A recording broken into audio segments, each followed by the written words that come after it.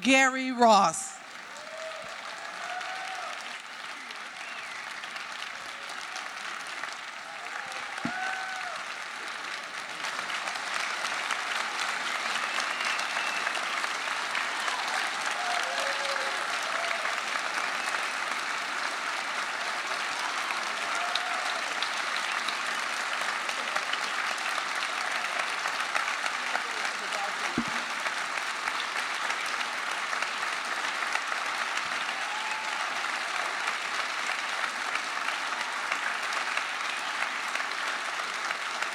Thank you so much. Thank you.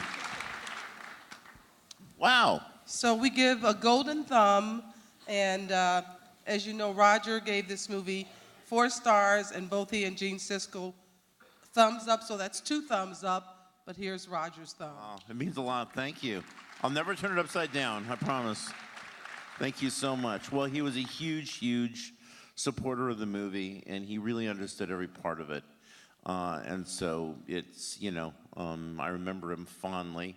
And I was, I'm here because I'm so appreciative of, what he did. And also, it was so wonderful to see it with you guys. I hadn't seen the movie in, 15 years or something like that. So it was a really great experience. Thank you.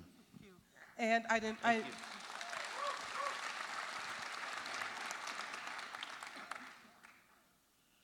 I'd invite you to stay for a Q&A with Happy Nate to. Cohen, and I'd like to call Brian Tellerico from RogerEbert.com out. Thank you so much, Chaz. I'll take this Thank you. backstage for Thank you. It has a wonderful place in my bookshelf. Thank you so much. Thank you. Okay. Hi, everybody. Thank you for staying.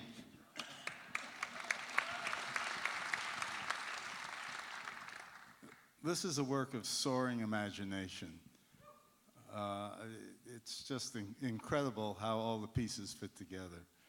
How did it look to you after 15 years? I really liked the movie. You never know how you're going to feel. It held up better than I expected. Some things play better now than they did. Some things I would do differently. Most not. The thing I was struck by was how good Toby was. Really a remarkable performance, I mean, everybody, but, to kind of hold the center of that movie as he did with that subtler performance, that's a hard thing to do. He's kind of the narrative spine of the whole thing, and at the same time, there's a long, gradual emotional arc for him. I thought that his relationship with Joan Allen came out so well.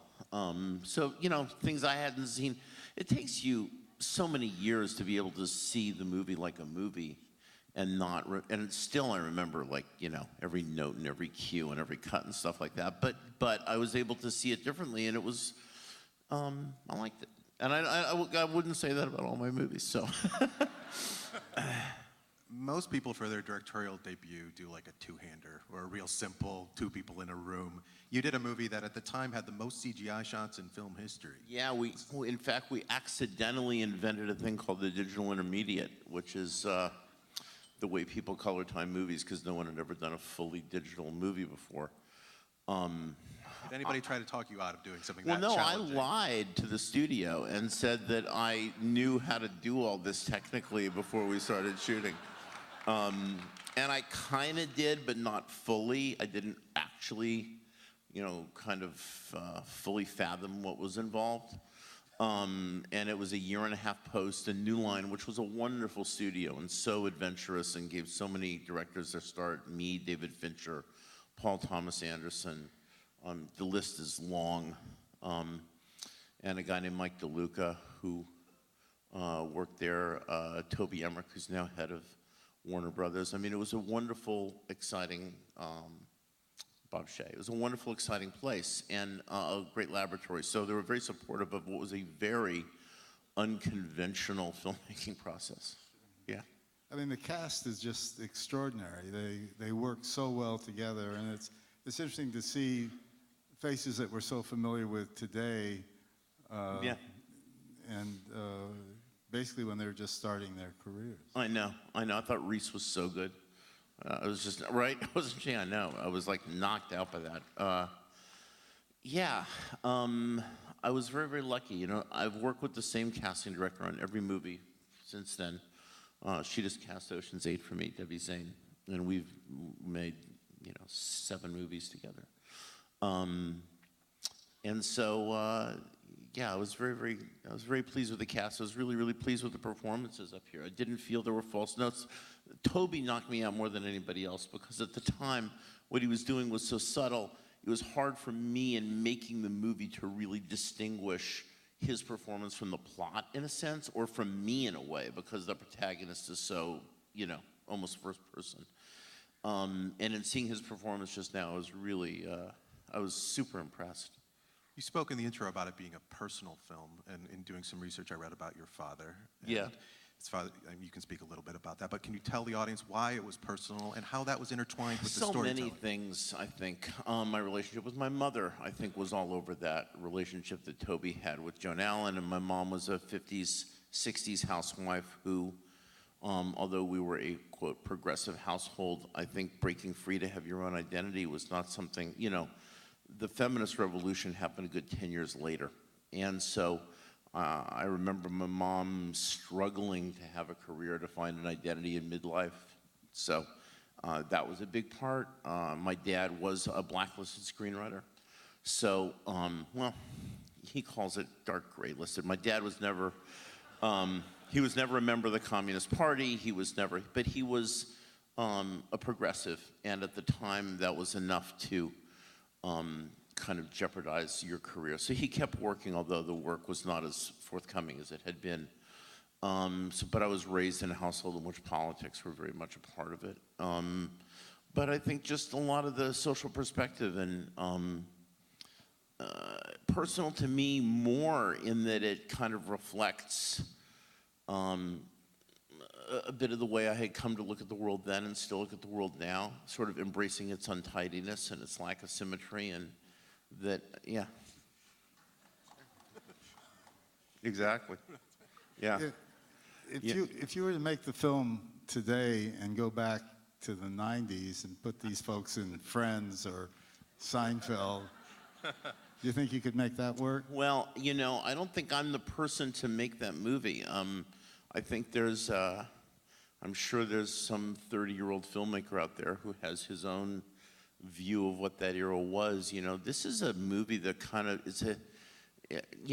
I'm much older now, and this is a movie that you generate in your youth. It belongs to kind of the tumult of youth. I left it all in the field, I think. I don't think there's anything else I would do. I poured everything I have into one movie, as one naively does when one is younger, trying to say everything. I don't know. You can't really separate your own experience, or, that was my youth. That was my sort of critical view of nostalgia, in a sense, I think in every era there's always somebody looking backwards trying to, quote, make America great again. And it just shows that we never really get free from that mindset. But there still is a nostalgia today for the 50s, Sure. and it's even stronger than ever. Sure. I think this movie examines what nostalgia is in every respect. It's personal myth-making as a way of avoiding the untidiness of life. And, if this movie is anything, it's really, it's an Edenic allegory more than it's anything else, It's the book of Genesis, slightly askew. And I just have a slightly different view of the garden. Very good.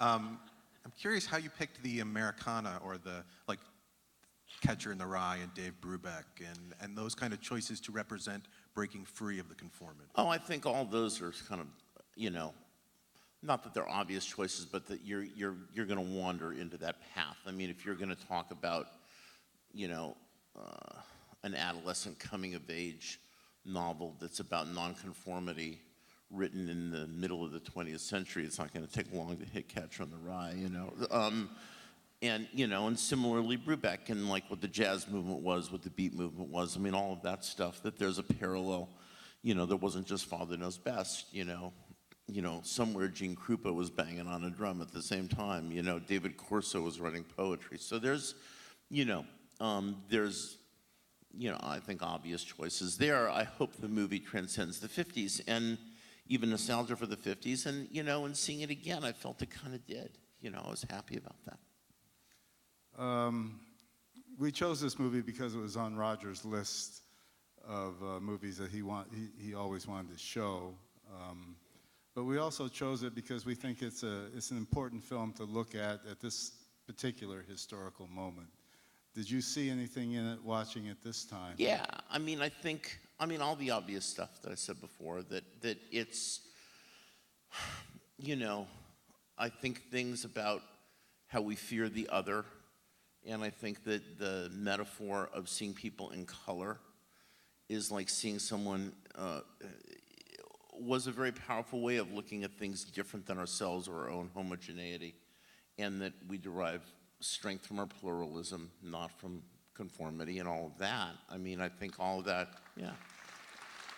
Right, you know, I mean, all of that I think is evident, but I think that that's just sort of the statement of the film. What I took out of it today, and it's weird, it's a slightly disembodied experience because you know, I have so much distance on having made it. I can look at it with detachment that I never really had before. But all the commentary, I think, obviously holds and stuff like that. But the deeper thing is about where that fear in individuals comes from, that we can be so afraid of the chaos of being free that, you know, we keep ourselves in a kind of a prison.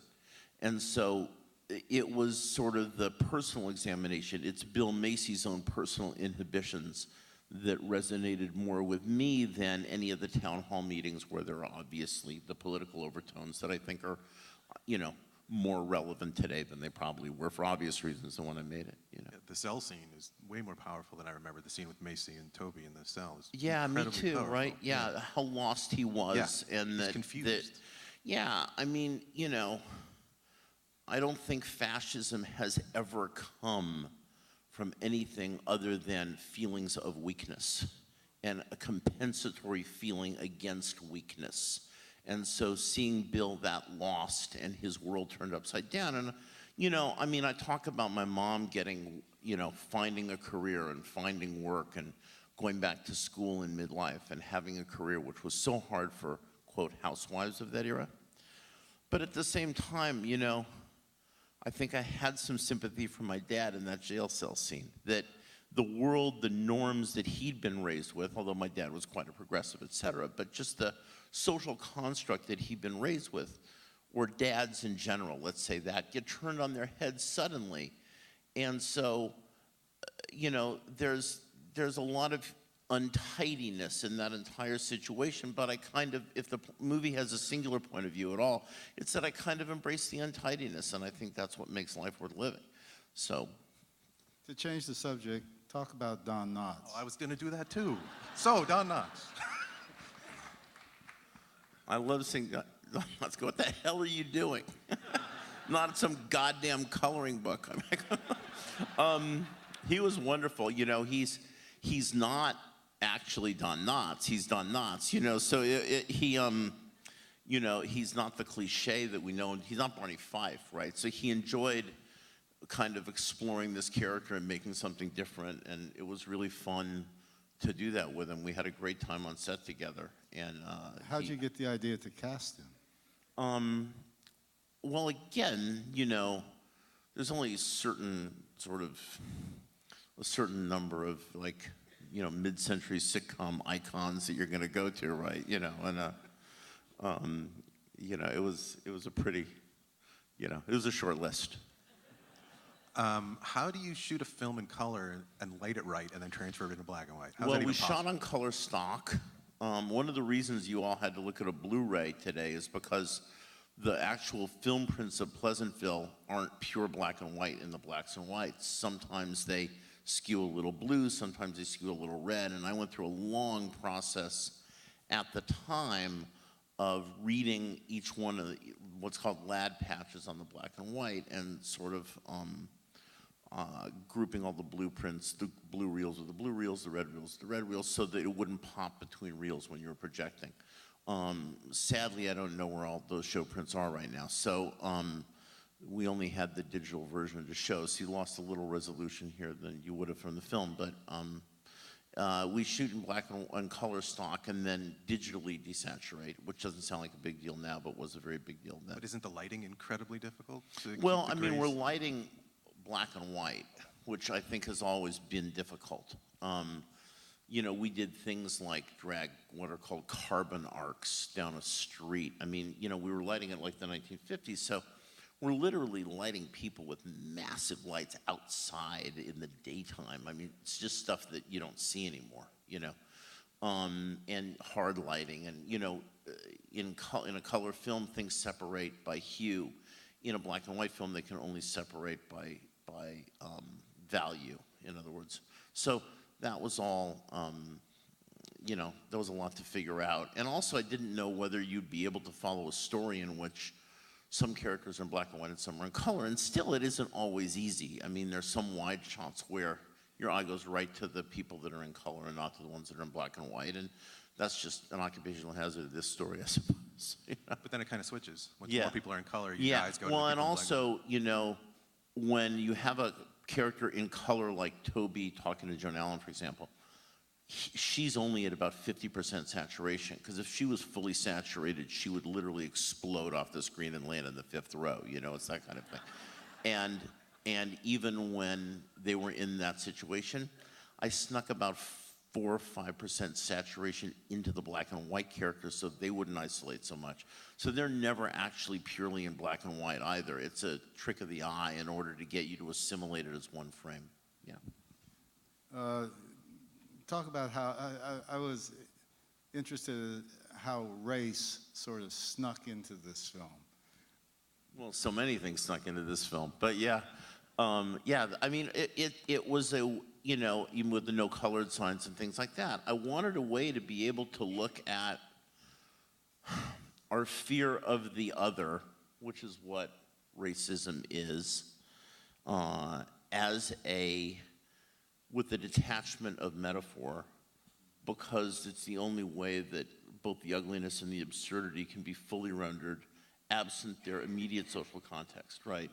And so it was just you know, in a world where you're trying to maintain sameness and order in a false utopia, and you inject newness or doubt or, you know,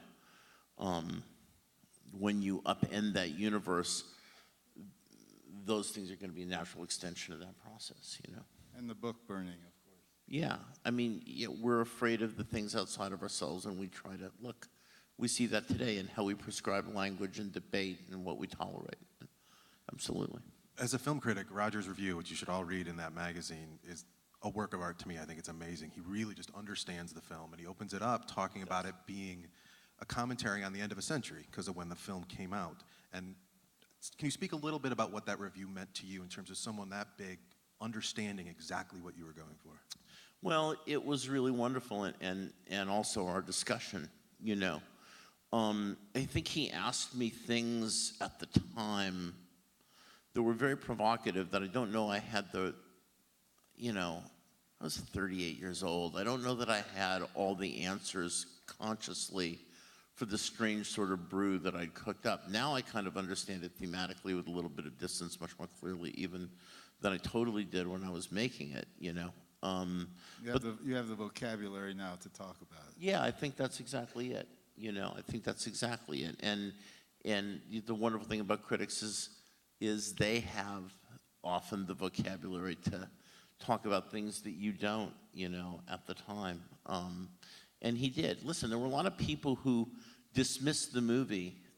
You know, it wasn't like universally. I mean, I think the movie's much more appreciated now than the minute it came out. It was compared to other movies like it at the time, which I think it has stood the test of time very well. Why do you think that is? Why do you think it was dismissed I then think and it's taken about on now? more than TV.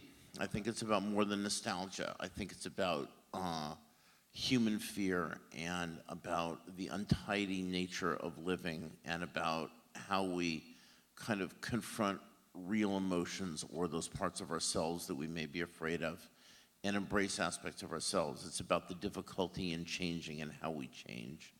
And it's about tolerance and openness and empathy and a lot of things that are, you know, pretty fundamental that transcend a particular moment. So, like, I wasn't trying to resist the topical question you asked before, but I was asked that same question when it came out.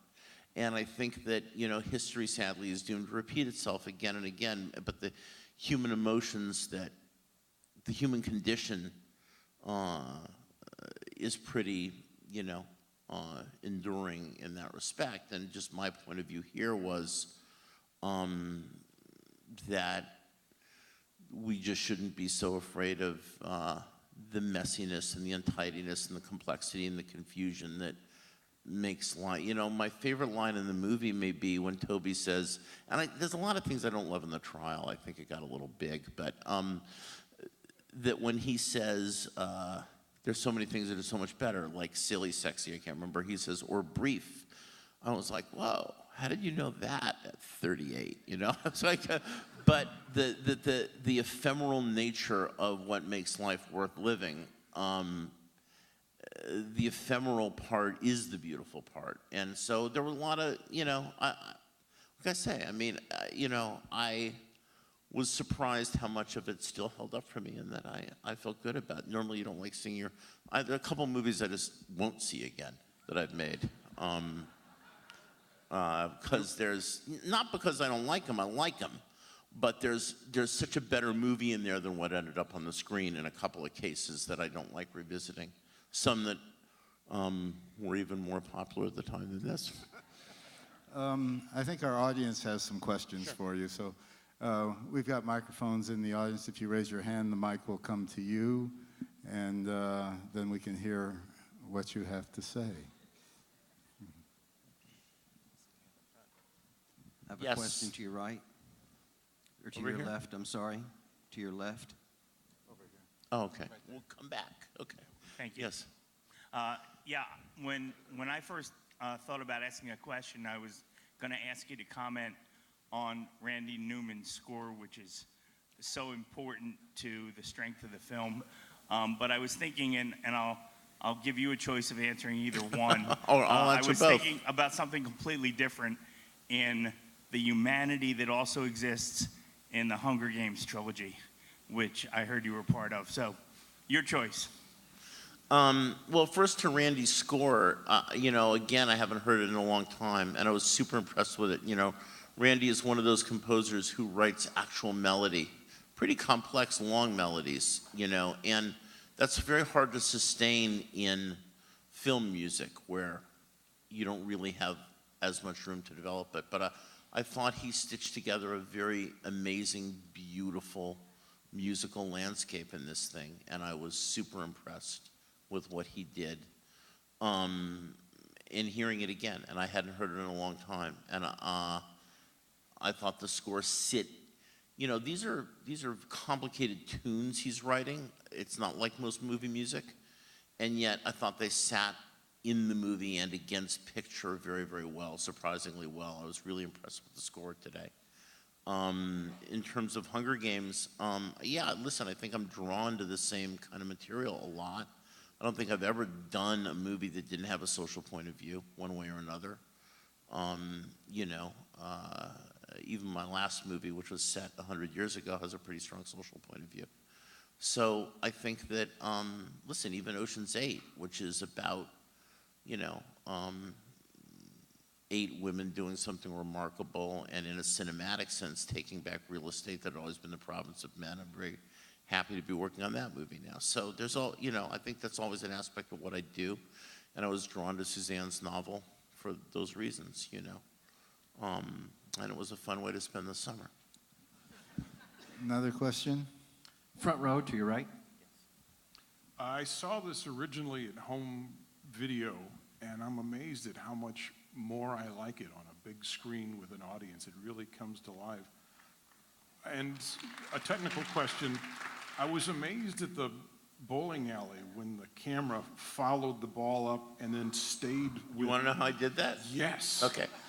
All right, so I'm proud of that shot. So there's a bowling alley that has an exterior gutter, as you can tell. It doesn't go underground.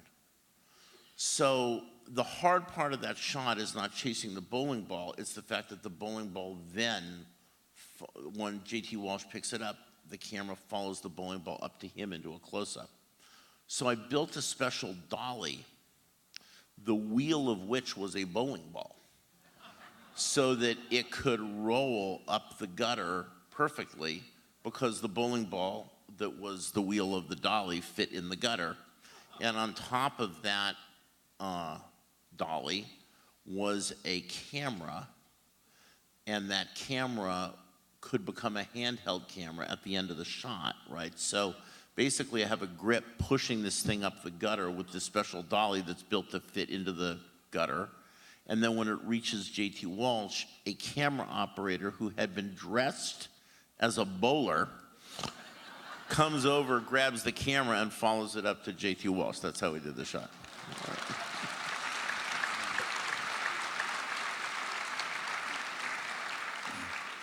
So no CGI or special effects? No, in fact, there was times I was wishing, there were so many mistakes in the movie that in an era of CG we could have fixed. Like there's a continuity problem in the scene where Toby punches the kid. One time the blood is smeared, the next time it's a trickle. Like today you just fix that and like, oops, okay, we're stuck, you know. Even the scene I love when the tree bursts into flame, you know, it's very sourcey fire. I mean, it looks like a lot of gas jets in a tree, kind of, you know. And today that would look a lot better, but that's just the era we were in, you know. What can I tell you? So that was the burning bush, right? I wasn't going to say that, but yes. Yes, from the balcony to your right. Hi. Stand up, please. Hi, I was wondering about the last scene, so I was just wondering your thoughts behind it and basically what you wanted the audience to get out of it. Oh, you mean when it's first Macy and then Joan Allen? Yeah. Yeah. That, I kind of wanted to end the film on a lot of uncertainty because that's sort of the point of the film. And I think that it's the reason I left Reese in Pleasantville to go to college. Like, there are no rules that everybody has to go home, you know? And so I got so many letters. People were so pissed off at that I had not honored cinematic, you know, like convention and brought Dorothy back from Oz to Kansas, you know. So, yeah, they were really mad that Reese was stuck in purgatory. But again, in the scene at the end, it was a similar thing where, you know, I think Joan doesn't know which guy she's going to be with. She's had a very meaningful affair with Jeff Daniels because, well, she needed to get free from her circumstance in this relationship that had been prescribed by this sort of false utopia. And I mean, that stuff I actually took's a bad word for a writer. That stuff was inspired by Henrik Ibsen's Doll's House. And also my mother and what she went through and finding her own identity in that era. So that to me was, you know, Joan's relationship was one of getting free, and in the same way that Nora in Doll's House leaves Torvald in the very climactic scene, that was, you know, on my mind when I had Joan pack him the lunches and leave and pursue her own freedom, which made, I believe, the relationship with Jeff Daniels resonant. At the same time, Bill, Macy's character, undergoes a certain change of consciousness, especially in the trial with Toby, where he comes to and the jail scene that you mentioned, where, and there's a funny story about the jail scene, I'll tell you in a minute, but where his own, all the foundation that he's built his life is so upended, but he's able to embrace that moment of uncertainty and vulnerability in a way that reconnects with his wife. And so I wasn't really sure which guy she'd end up with. And I thought that that was a virtue, not a liability, because the whole theme and point of the movie is that there's just uncertainty and that you don't know, then that there's an untidiness, and I thought this was an opportunity to celebrate that untidiness. She could end up with both of them. Everyone is free to imagine the movie they want when the thing is over. But it's funny, I didn't know whether to keep the jail cell scene. I was really about to release the movie, about the final mix. And Mike DeLuca, who is head of New Line, who's such a wonderful guy and an amazing studio head, it isn't often that a director calls the studio for advice in that situation, but I called Mike and I said, I'm really on the fence here. I can't decide whether to keep this. Will you come to the editing room? And we had a long conversation, and I, for brevity's sake, for the sake of the narrative, can we afford this kind of a digression this late? Should we be driving toward the conclusion? All the insecurity that a director has right before they release a film. And Mike said, no, the jail cell scene's great. It's important. Leave it in. And, the studio talked me into making the movie longer and That's keeping this rare. thing in, which, yeah, very rare and kind of great. So. Next question is on the floor, just to your left. Hi. Just Hi. want to say thanks again for coming. And Happy to. wanted to ask you about the basketball shot, the iconic basketball shot where they're all going in. I'm anxious to hear if there was a practical story for that special effect. No, And, that was a computer. There would have been no way to do it. Sorry. Yeah. maybe then could you share just a little bit about working with the late, great Paul Walker? Yeah. It was very nice to see Paul up there. Well, I think you could see here, I mean, he became quite an action star and a leading man and a hunk. Well, I guess he was already. But, I mean, I'm sorry? What's the character? Oh, Paul Walker, the character of Biff.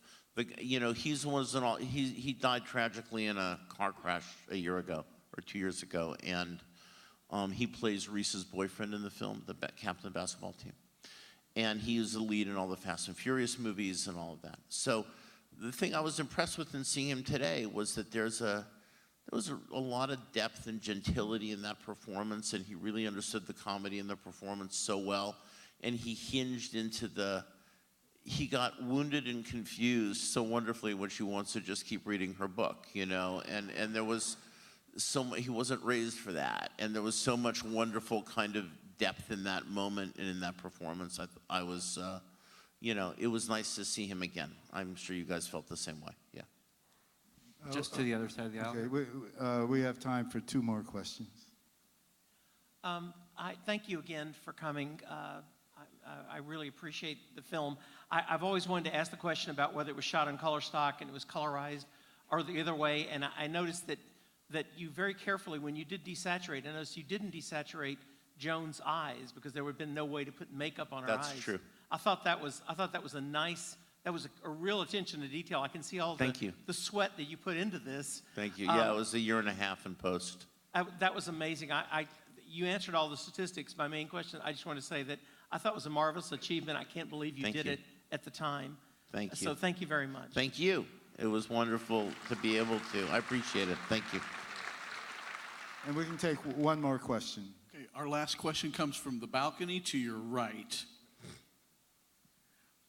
Well, it's not necessarily a question, but I was on an online bulletin board concerning your movie, and somebody said that your movie was an example of Hollywood's evil agenda and thought that the people in color were turning color because they were doing evil things, and the black and white people were the good people, and I was kind of sickened by that and couldn't believe that anybody could say such a terrible thing about your movie, which I've always loved since I first saw it.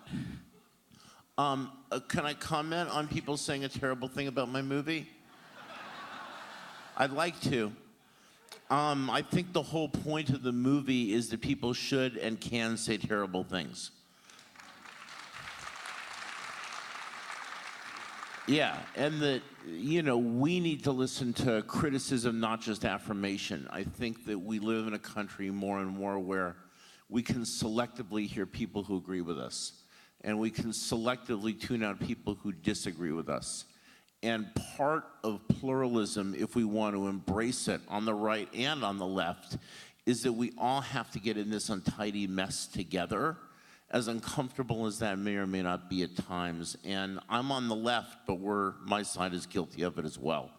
And we need to make this a much less antiseptic universe where we just want affirmation of our own point of view all the time. And I think if the movie tries to make any point, it's that. Thank you very much.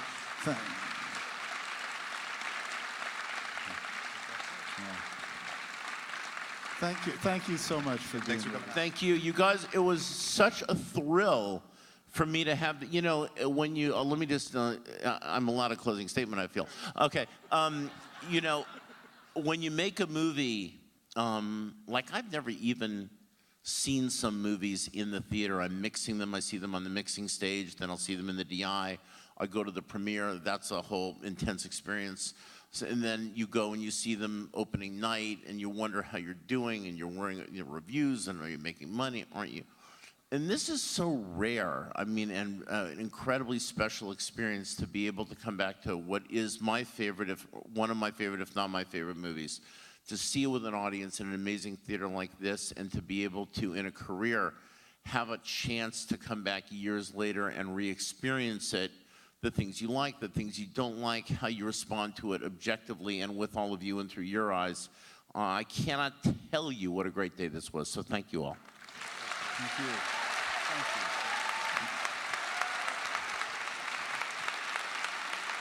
Let's take it off.